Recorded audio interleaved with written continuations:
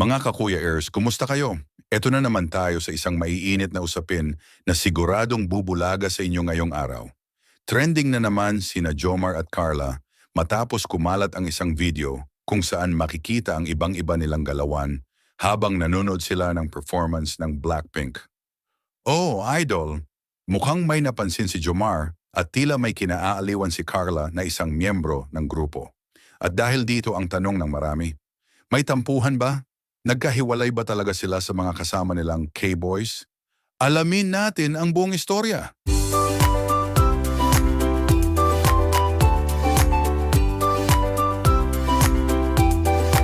Po sa ating lahat, Kuya Earl. So eto na idol, habang nasa isang event sina Jomar at Carla kasama ang K-Boys, mapapansin na magkaiba ang vibe nila.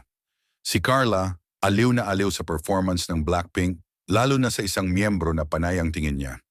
Kita sa mukha niya yung paghanga, yung tipong hindi mo mapipigilan kahit gusto mo.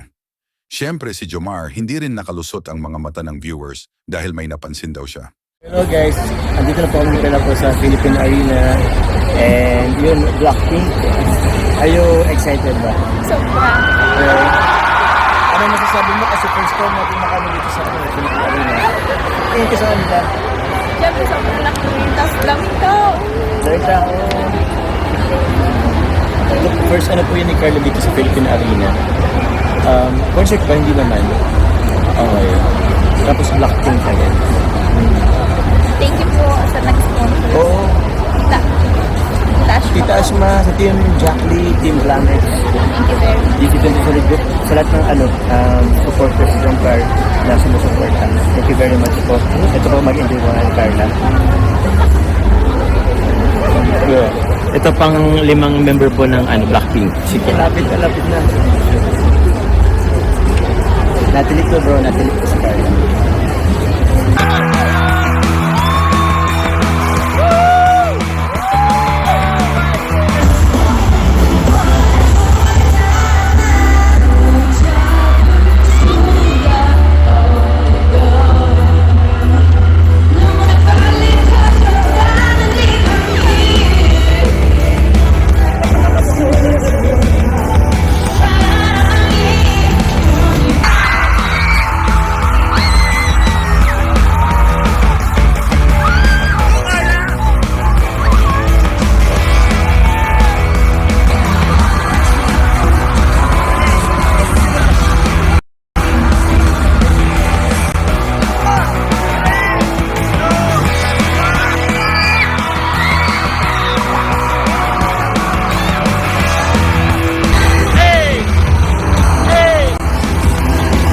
Medyo seryoso, medyo nagtataka, at parang may iniisip habang inoobserbahan si Carla. At ito pa ang twist idol. Sa dulo ng event, nagkahiwalay sila ng upuan. Hindi na sila katabi ng K-Boys at sila pa mismo ang lumipat sa dulong parte ng row. Marami tuloy ang nagtanong, may tampuhan ba?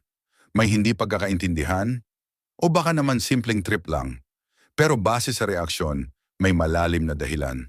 Ayun na nga mga ka-ERZ sa ZTV. Ano sa tingin ninyo? Totoo bang may selosan moment? May kailangan ba silang pag-usapan off-cam? I-comment nyo sa baba ang opinion nyo. At kung nagustuhan ninyo ang ganitong klaseng reaction video, huwag kalimutang i-like, comment, share, at subscribe. I-on nyo na rin ang notification bell para updated kayo sa mga susunod pang mga balita at kwento. Maraming salamat. To God be all the glory.